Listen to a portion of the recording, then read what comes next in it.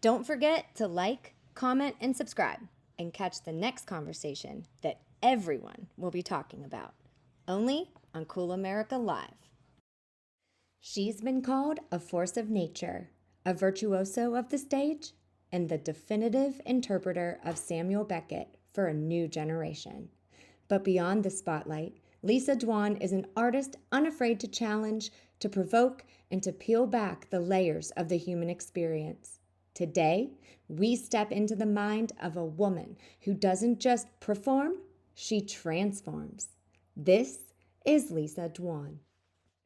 Hi, everyone. I'm Lindsay Vetterall with Cool America Live. And today I'm thrilled to be sitting down with Lisa Dwan, a woman who has redefined what it means to inhabit a character, whether on the stage, on screen, or on the page. From her thought-provoking inspirational editorials to groundbreaking interpretations of Samuel Beckett's work to her powerful new role in Mobland, Lisa's work is all about depth, intensity, and authenticity. Today, we're diving behind the artistry in her performances, the stories she's still burning to tell, and how she balances it all with her most important role, being a mom.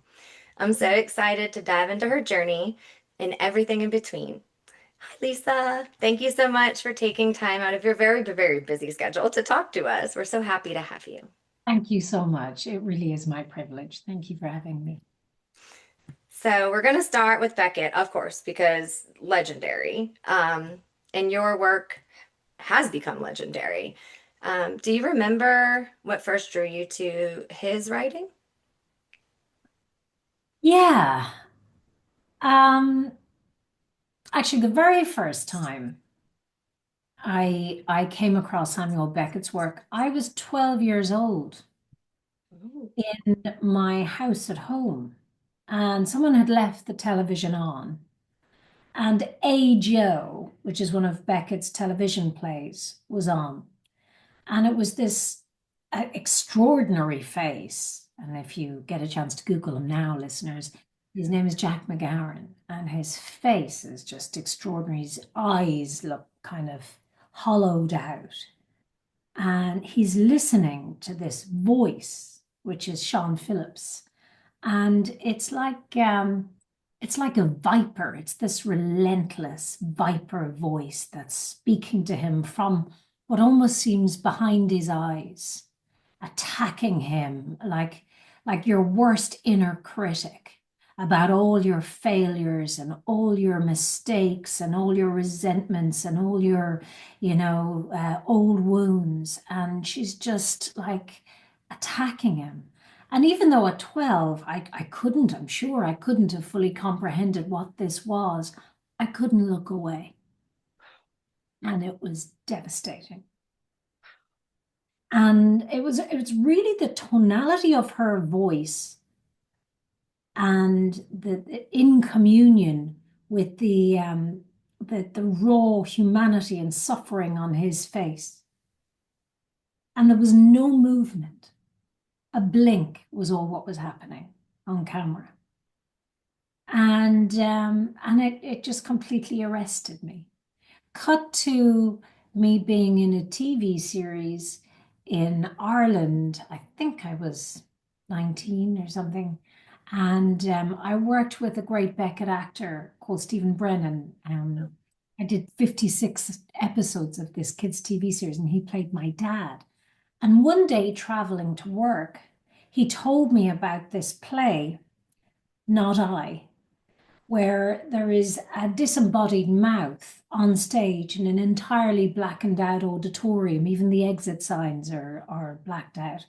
And the mouth sits 8 foot above the stage, not six, not seven, in order for the mind to let go of it being attached to like a tall person or something. So the mouth becomes disembodied, and it's the only thing that's lit on the stage. There's this pinprick of light on the lips, and the mouth is speaking like a stream of consciousness at the speed of thought. And what happens in an entirely blackened out auditorium is that the entire audience experiences a group hallucination. that's individual for every member of the audience. So some people see it shooting off here, all depending how your brain responds to the refraction of light. And it's entirely individual for each member of the audience, which is amazing. And uh, I mean, you can always have sort of experiential episodes of that. Everyone feels something different, but for everyone to see something so differently is amazing. And uh, it's spoken at the speed of thought so that the monologue goes past the brain, it bypasses the intellect and plays on the nerves of the audience, which is what Beckett wanted.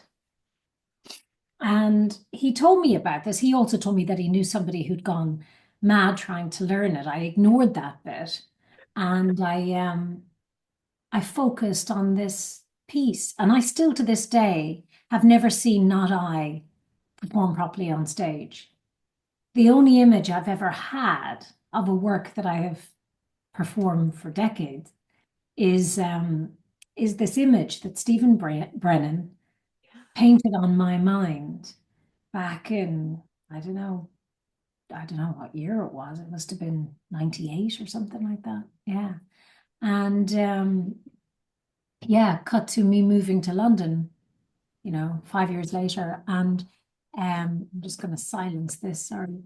And a script landing on my doorstep, written almost like a piece of music. It's 3 words, dot, dot, dot, another phrase, dot, dot, dot, dot, dash, almost like crotchets and quavers. It's like a musical score. And I sat down and read it, and I immediately heard home, the hilarity, the parochial asides, the acerbic undertones, the fear, the like mania. I heard not just one voice from home, but a cacophony, like the entire thing. I heard a, Jesus, even, I heard a continent of voices. And I knew instinctively it had to be spoken at speed. And I got cast in it pretty quickly. And then that started my whole journey of working with Billy Whitelaw, getting to know the Beckett estate, Walter Asmus, Beckett's assistant, offering to direct me. And then I started adapting Beckett's prose work for stage and on and on and on. Yeah. Wow. Honestly, like the image that you explained, like just so haunting and raw. It's wild. And the way you describe it so eloquently, it's mesmerizing. It just, wow. I honestly, I'm blown away by that answer. I don't even know what to say. I'm speechless, and that's really difficult to do for me. So,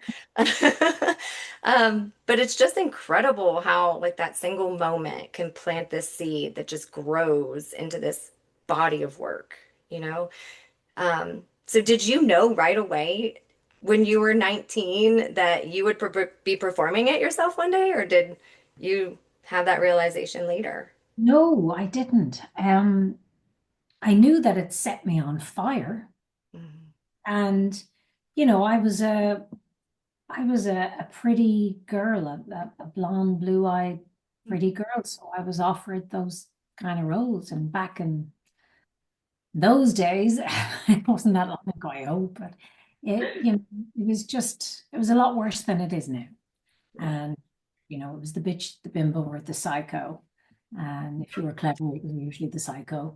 And it was very limiting.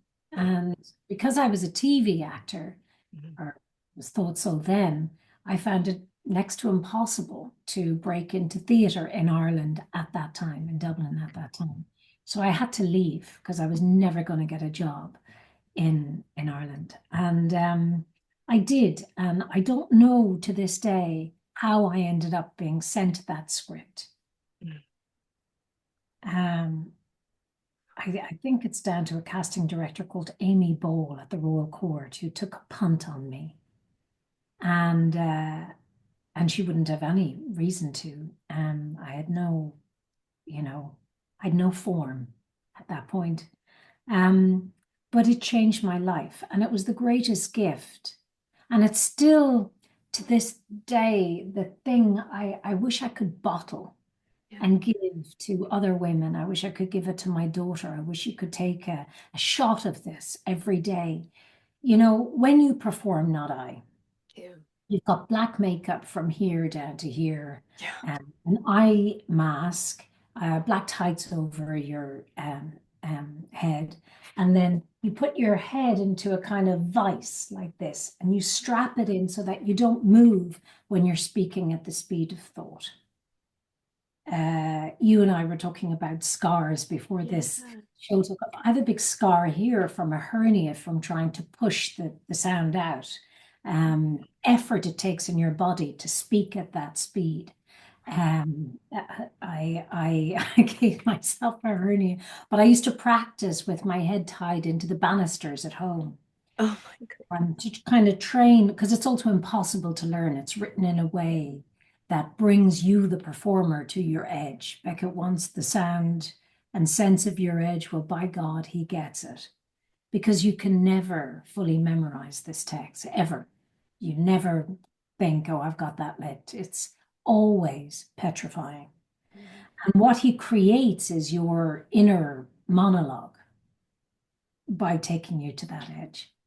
And that's what you're fighting when you're trying to perform it. Jesus, do I know the next line? I don't know the next line. What are you going to do? It's coming up. I don't know. Blah blah blah. What do you smell? I smell somebody's perfume. That's such and such. Did somebody cough? Is somebody leaving? You know, this is going on while you're doing out into this world. This world.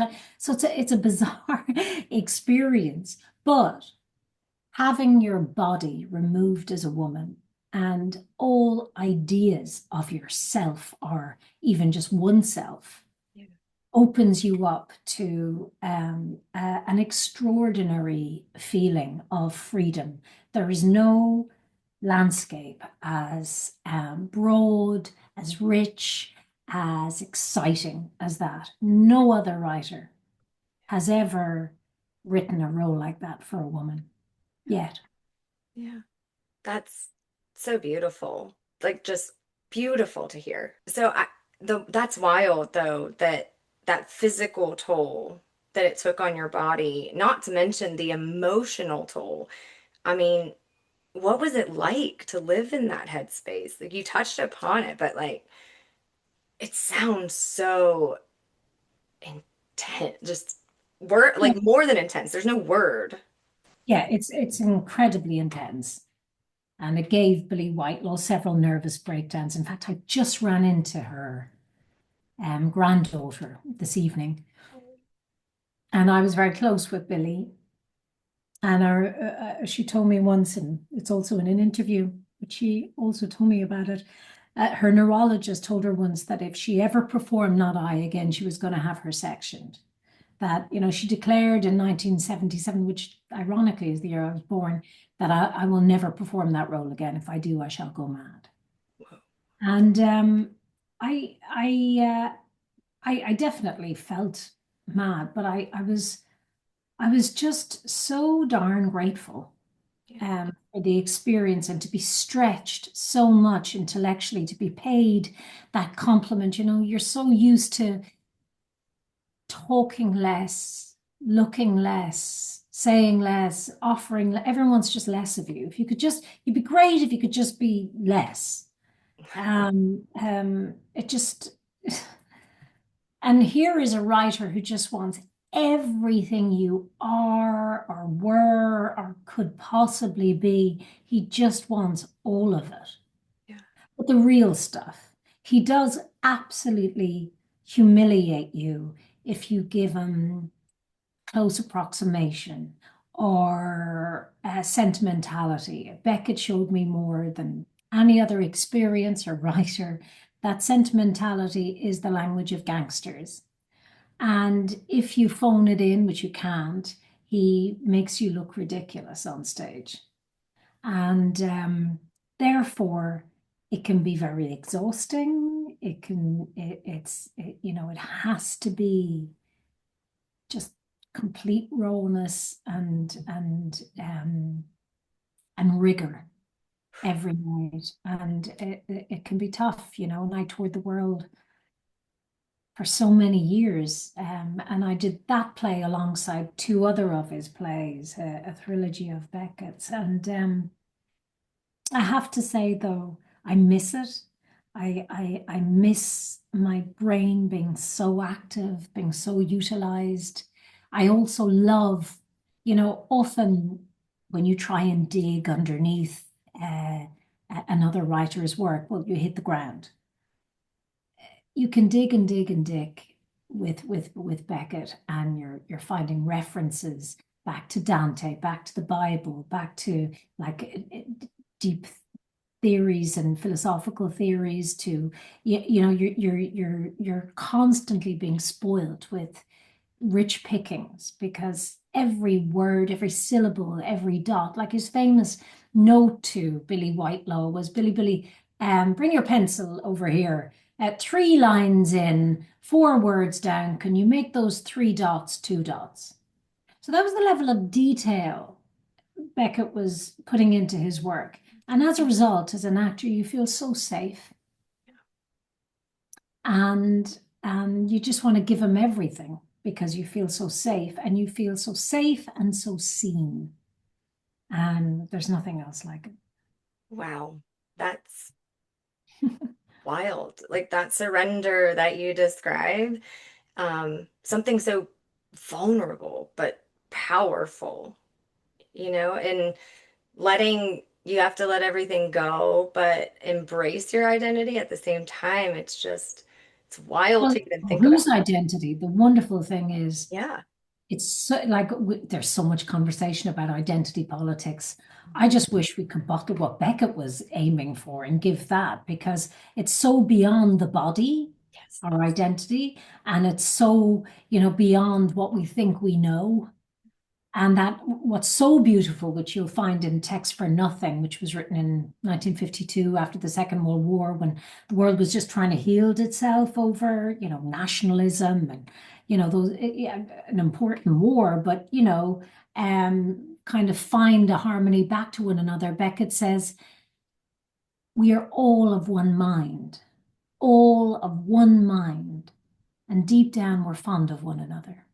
And I feel that that was, he was a mystic, but also he was really interested in metaphysics. And it's there where identity lies.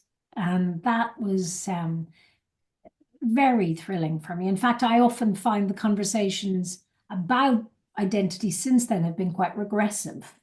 And he was just so forward thinking, and it's so fascinating. I'm very, yeah, I'm in awe of him and what he left us. Yeah, it definitely. It is just really, there's honestly no words to describe the level of, he just takes humanity and brings us back to the basics of it, Well, honestly. the thing about Beckett is that there's no narratives. No. So viewers who don't know his work, for example, or people listening here, Beckett doesn't have any stories. There's no story. He's not trying to sell you anything or slip you a wink, or there's no, yeah, chime of an ending, or a summary or a point. There's no point. Right. And the characters are more like creatures.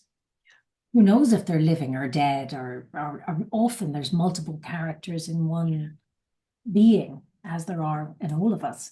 And as a result, you drop your sense of, like, paltry sense of identity, what we think we are. Mhm. I'm Irish. What does that even mean? I'm a woman. What does that even mean? And who cares? It allows you to go places. And the big realization for me is when you drop ideas of yourself, you change, you grow. Like my voice dropped, and I don't know how many octaves. Like I created sounds that I did not know my body could make. Also, I understood things that, I never thought I could or grasp, or, so when we drop ideas of ourselves, we give ourselves a fabulously broad and rich and fertile landscape. Yeah. It's like this freedom where your boundaries drop and you start to accomplish things that you never even knew existed. Yeah. Wild. Oh, yeah. So, I know you were in ballet. I know you did ballet and wonderful at ballet. Did that influence your connection to Beckett? 100%. In fact, that was my key. We spoke about the kind of the landscape where Beckett is. I think had I not had ballet, I wouldn't have understood it. Ballet gave me the psychological freedom and the experience of that to unlock parts of Beckett, or parts of me that I could make available to Beckett. So when you're a little kid, doing ballet, you're playing rats and dolls, and being part of the Willies group who dance angry men to death, mythical creatures, swans. You inhabit these fantastical mythical places, and you become them in your body. And so ballet really opened those doors for me, to be the wind under the door, to be part of this whole sort of elemental space. Beckett was such an innovator in theatre. It's not just what's being said and the spotlight, it's the silence in between. It's the music in between the footsteps and the silence, the pause before someone speaks, the tension. Like there's a novel in that pause, and just paying homage to that, the relationship between sound and light, how to be sensitive about that in an auditorium. If you're too loud, you're taking the audience out of that sort of seance at times, And so it allows you to be a very sensual and sensitive actor that way. Also, there's the whole musical score. Beckett wrote light music. In fact, Happy Days is a whole port de bras. I performed that 9 months pregnant. You're buried under or to your waist in the first act and to your neck in the second. I gave birth to Luna a week after the production, and it was just a mad experience to be paying someone who's dying in sinking into the earth, and have this. We called her Thumper because she was such a little kicker in the womb, Oh, and that was a bizarre experience. But even in that, where you're so dance played such a massive part of that for me. I could see that he almost uses dance notation in his very detailed stage directions. yeah. Wow. Um, so going from that, from Beckett and that whole world to something like Mobland is quite a shift. What drew you to that role? A Ronan Bennett really would be. I love Ronan's writing. I worked with Ronan in Top Boy. He wrote Top Boy, and really, like, in a way, gave me a chance that no one else would. I'd become this kind of, I'd been a TV actor in a box. I had to work extremely hard to be taken seriously in theater. Then I became so taken seriously in theater. I was like this avant-garde artist, that people probably thought. So he brought me back into mainstream television by, I was teaching a course. Was a writer, Colm Tobin, he wrote Brooklyn, wrote a play for me, and we were teaching a course together in Columbia. And I was crossing campus when Ronan rang me and said, I have this part I've written, and I really want you to go for it. And it was Lizzie in Top Boy. And again, to be given the opportunity to play this tough nut drug dealer, manipulator, sexual being was so much fun. And to work with all of those actors were great. And I love Ronan's truth, and I love how he uses slices of his own life to explore kind of deep truths. And, here's this white Irish guy writing about, very inner city London experience, entirely black cast, which is brilliant, and and there was something so kind of deeply authentic about his experience that it rang true and, held us all together throughout like, multiple seasons. He told me about Mobland, and I was like so excited. And he sent me the script, and I read it in one sitting. And then I found out that Tom Hardy, Helen Mirren, Pierce Brosnan was attached, and that was like, God, where do I sign up to this? Um, so it's great. Uh, I love the kind of the mashup of being able to do theater like that, but also to be in a room of such great artists. I mean, watching Tom work is phenomenal. Yes. He's amazing. He is truly an amazing actor. And it was amazing working with Helen, and we had such great conversations off set. And she's kind of who I want to be when I grow up, Queen Maeve. She is Queen Maeve. Yeah, she really is. And I mean, I love that it really does sound like the role found you as much as you found it. It was almost meant to be. And then also getting to work with Helen and Tom.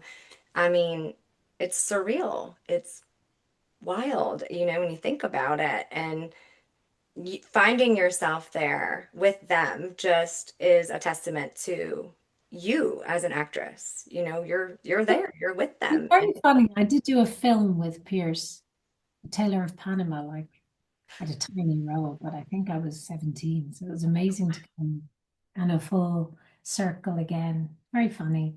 It is like these are experiences where I kind of pinch myself. There's one day when we're all on set together, and I was like, how did I get here? You earned it.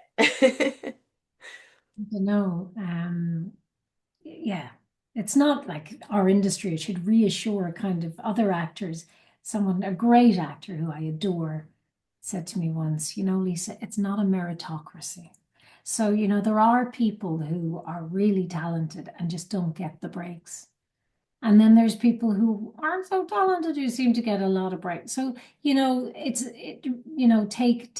solace in that if you're a struggling actor at home. It's not a meritocracy. Um, I love because that. a lot of it is luck. It's just Yeah. luck. Well, and honestly, to hear that from somebody of your stature, like that means something to people that are struggling in the industry. Um, so thank you for that on behalf of all of them. I guess I meant myself. Um, so did playing O'Hara tap into a different side of you as an actress or even as a person? She's so strong. She's strong, and what I liked about it is, she wears her, sexuality like an armor, but that's it then. So I love the way that wasn't even addressed. It's just that one thing, and then she's just hard ass and crooked. And I had no idea. None of us knew what was going to happen because Jez Butterworth came in and started writing the scripts, and they were changing rapidly. So none of us knew what was going to happen. And the scripts were arriving very late. Like some people were just getting scenes. And I was even the day before we were shooting them. And so that was also very exciting because none of us knew what was happening.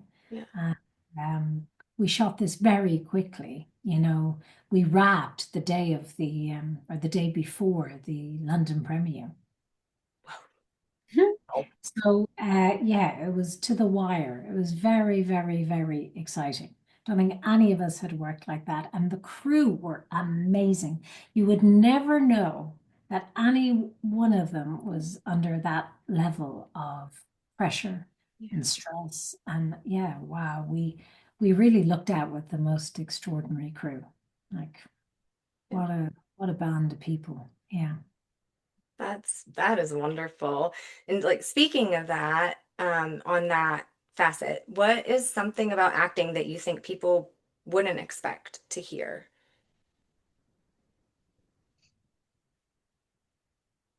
I don't think it gets any easier. Yeah.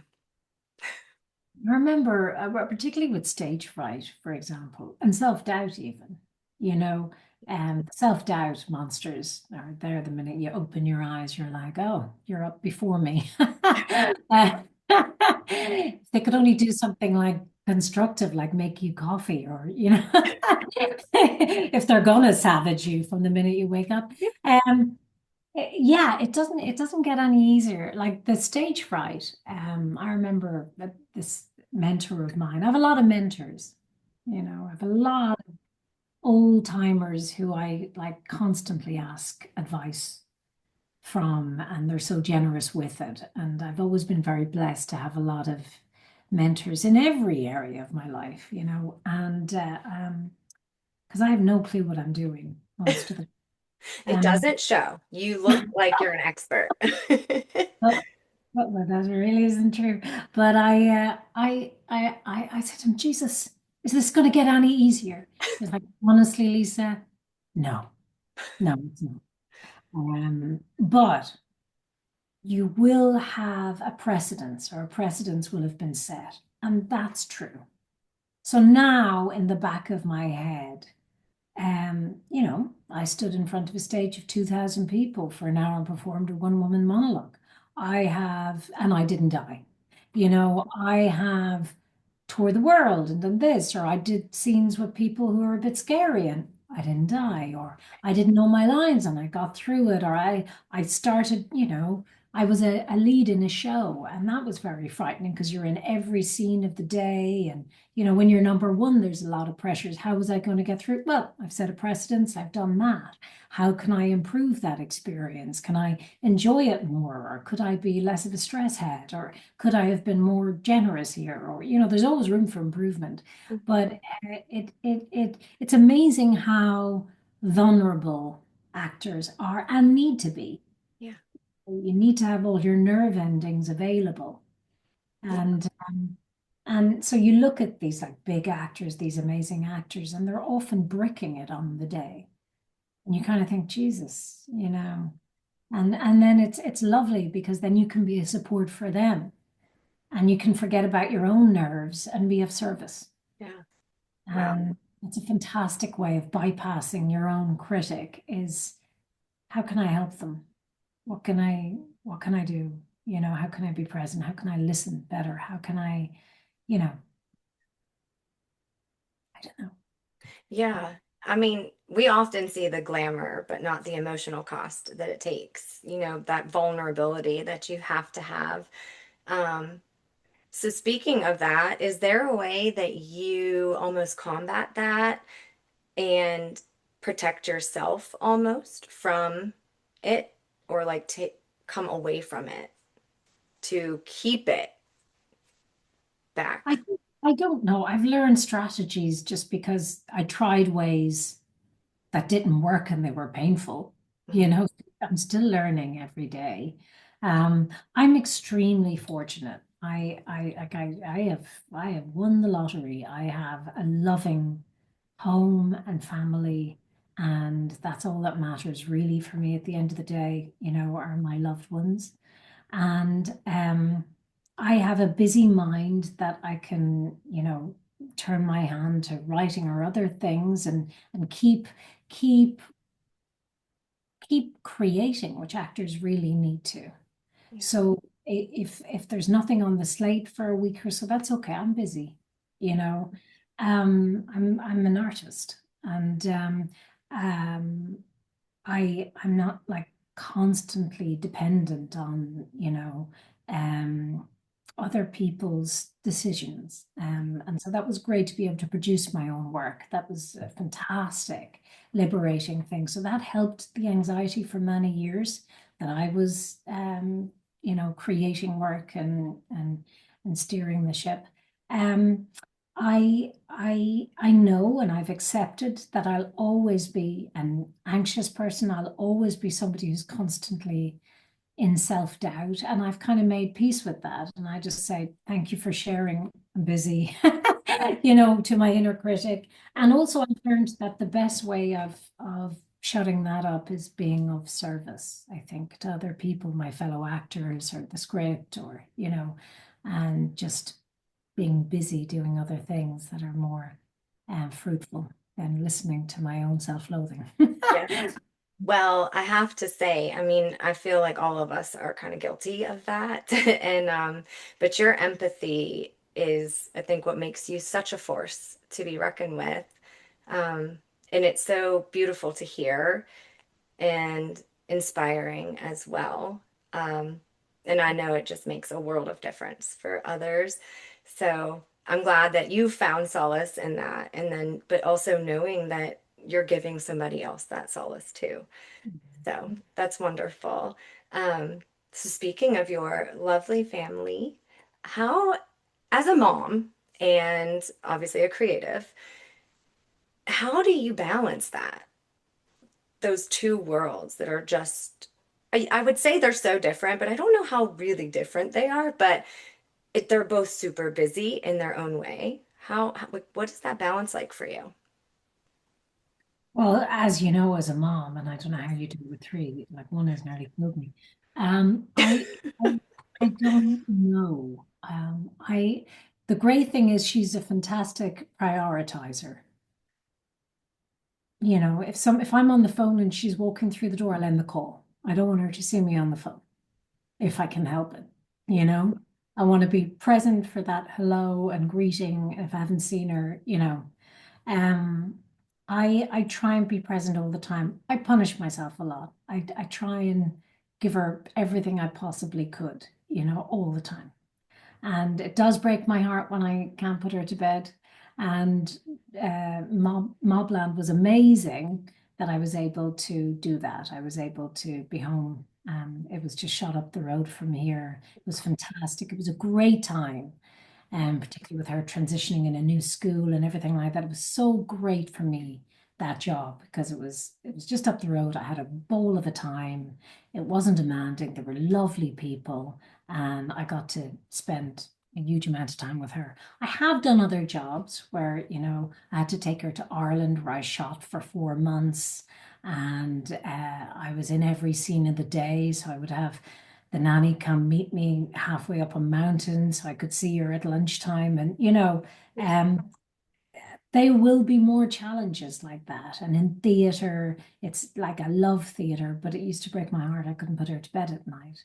And then just this wonderful feeling coming into the house after the play as you wait for the adrenaline to leave and see your little shoes on the floor and just the reminder of what's important. And I spent a very, very long time being extremely lonely. I licked the ground of loneliness. I traveled the world with these one woman plays with very dark subject matter.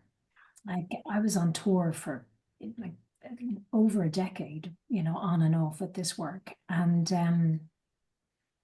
I lived alone with it and all the ghosts in your head and sitting in a hotel room waiting for the adrenaline to leave with your coat still on till 3 in the morning. Oh my goodness.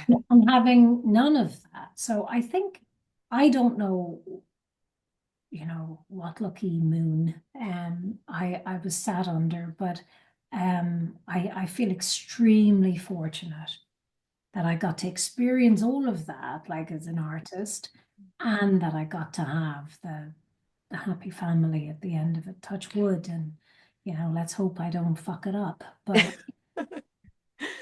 Yeah. yeah, now it's everything. So yeah, the balance. I don't have to make an intellectual decision. Yeah. You know, Hmm. Yeah. And that's so grounding. And I mean, I imagine that the kind of presence, the being there, the getting to tuck her in at night offers such a great balance to the abstract work of acting. So Even though to elongate bedtime, she'll come out with as a 3-year-old. What is gravity, Mama? Oh, I love it. I love it so much. It's just such innocent, um, just everything. They just want to know everything. And they always do want to know it at bedtime too. So it's like the best time for them to ask those wild questions. Um, so has motherhood changed the kind of roles you say yes to? Well, I definitely have no time for anything that comes from a deeply misogynistic place. Hmm. Um, and I do think a little bit about her now and what I should be doing as a mother of my generation, a woman of my generation, what kind of messages, how can I help? Even just more how I behave on a set and thinking, and how I would help another mother who's working exhausted. I'm more alive to other women's struggles in a way I think my solipsism hadn't allowed me to see before. Um, there's a lot of misogyny still about, and there's a lot of anger there. For one step forward, there's a backlash, and that can come out sideways. It can come in kind of weird, often hidden behind more, how can I put this, illuminated ways. They can be more regressive than you think. Yeah. So I worry about that. I worry about my daughter, how to navigate through that. And yeah, I definitely don't condone those sort of voices or support them. And in fact, I just try wherever possible to keep opening other doors, Right. both Yeah, for myself, but for other. absolutely. And I think that that is, it speaks volumes. And her having you as a role model is sure to pay off for her, most definitely. And just keeping those separate, and instilling that confidence in her, which I know you do so well. Um, so I feel like you're really doing I don't know a about that. great job. I was driving her to school this morning and she's in the back of the car going, "Come on."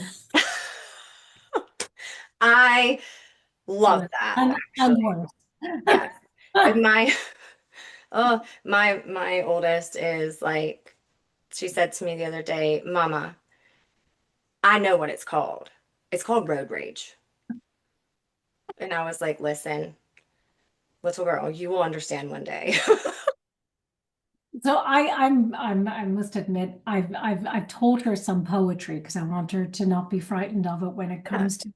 So these become like her oldest neurological pathways, like my favorite poets like Eliot and stuff. So I've told her little snippets, but she said, "Did you just say it?" And I went, "No, no, I didn't. I said Prufrock, Alfred J. Prufrock." So now our running joke is she's like, "Did you say Prufrock?" I did. I said Prufrock. Yeah. Let us go then, you and I. My goodness, I love that. That is so fun. That's so funny. Wow, that's funny. And she's very much aware of what's happening and ready to tell you. Did you? Wow. So I have a fun one. If your life had a secret playlist, I know picking one song might be too hard, but what would be on it? Oh my God. And I was kicking myself when we spoke about this before because I picked such a bad thing. Is it just the one song? You can have a couple if you want. Thanks. Yeah, I'll take a couple if that's okay. Absolutely. Listen, I only because I have to claim this. I'm quite obsessive, if you haven't gathered this by now, but I loved Suzanne Vega when I was a young teenager. And by love, I mean I destroyed her for everybody else because I just played her on constant repeat for years. And I got to meet her and we became friends, but Yeah. behaved like such a nutcase at her gig. I sat front row and proceeded to sing every lyric at her.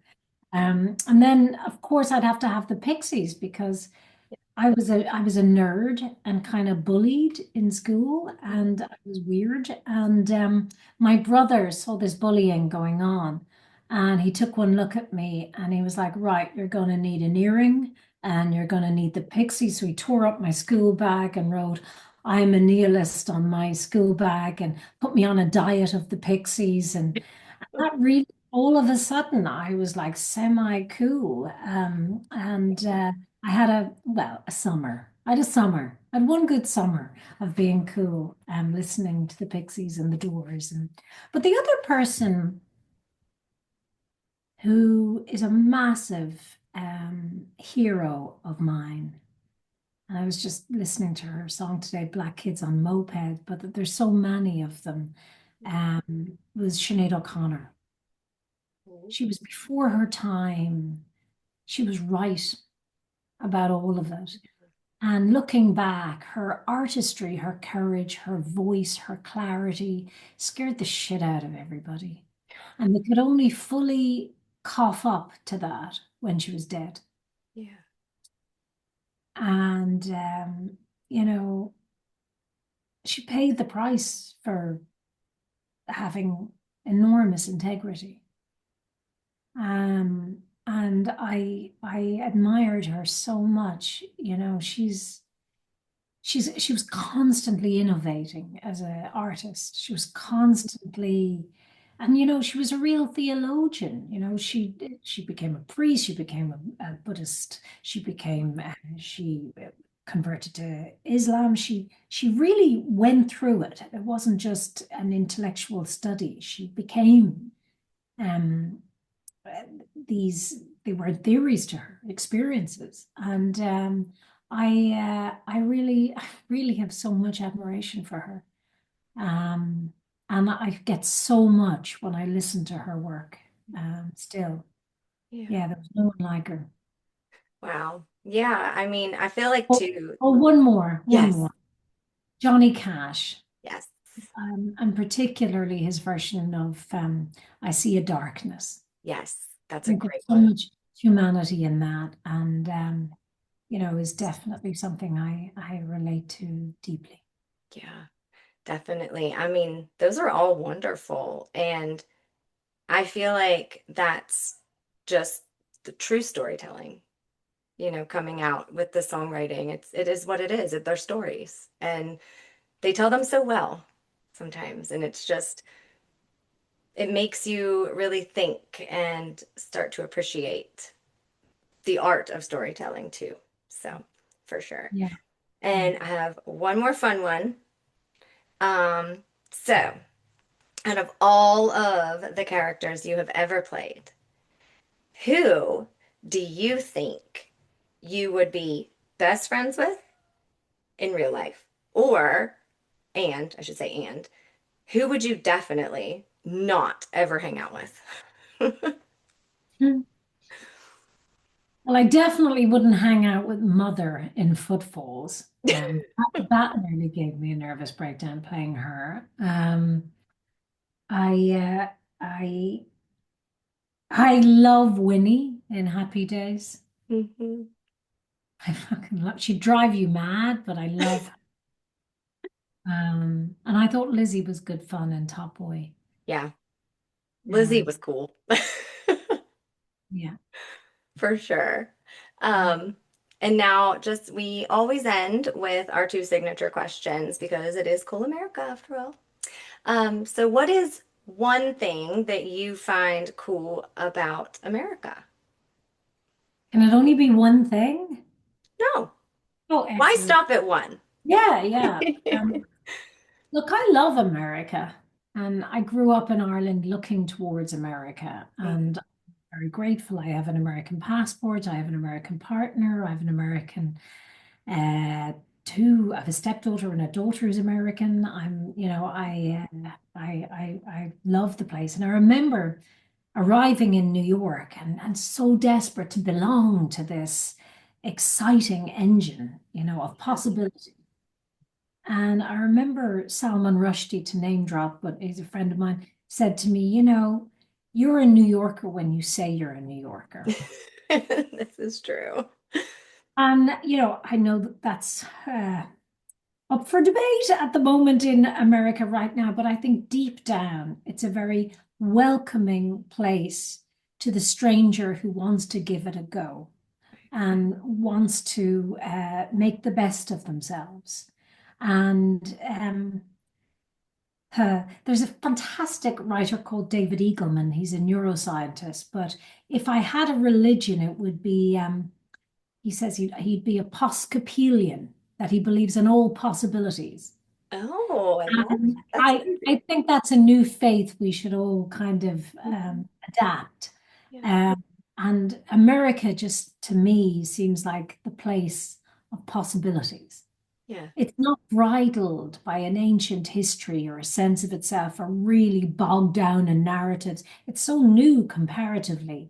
And that's exciting about the future, even if it may seem roads seem to be different at the moment. There's such a possibility to rebuild and reimagine and yeah, and continue as it always has to inspire other nations. yeah. I would have to agree with you. And such a unique take on it. I mean, I think that's wonderful. But I have to know now, what would make it on your cool resume that nobody else would expect? I'm not sure I understand the question. So, what do you think is cool about you that maybe other Oh, people don't know? I don't know. I feel like such a nerd. That's Um, cool. I think that's okay, cool. okay, here's the thing. I know hundreds of poems. Yes. I've memorized so many poems because I never had any money, so I could never afford art. If I had any spare money, they were spent on important things. Like to get through to the next day, Right. kind of thing. So I I collected poems, and they're my friends. And some people buy art or heaps of clothing. I memorize poems, and I've tried to instill that gift to my daughter because it's a fantastic thing when you're having an emotion or an experience, and you reach for a blueprint for that, Yeah. and you will find it in poetry. Mhm. Um, Definitely. And that's exactly why you're on here, because cool isn't about trying. It's about truth, and you bring plenty of that. And it is refreshing and inspiring. So, thank you so much for sharing your heart, your craft, and your spirit with us today. Thank you so much. I've absolutely loved it. So Me thank you. too. It has been so wonderful, and I'm so happy that you took the time to do this. I know how busy you are, um, but we really do appreciate your time. So Thank you so much for having me. Really lovely chatting to you. it was. So there you have it, everybody. Whether it's commanding the silence of a stage or surviving the chaos of Mobland, you, Lisa, remind us that true coolness comes from courage, honesty, and heart. And we cannot wait to see what you create next. So thank you so much for being a part of the Cool America family. Thank you. Don't forget to like, comment, and subscribe, and catch the next conversation that everyone will be talking about. Only on Cool America Live.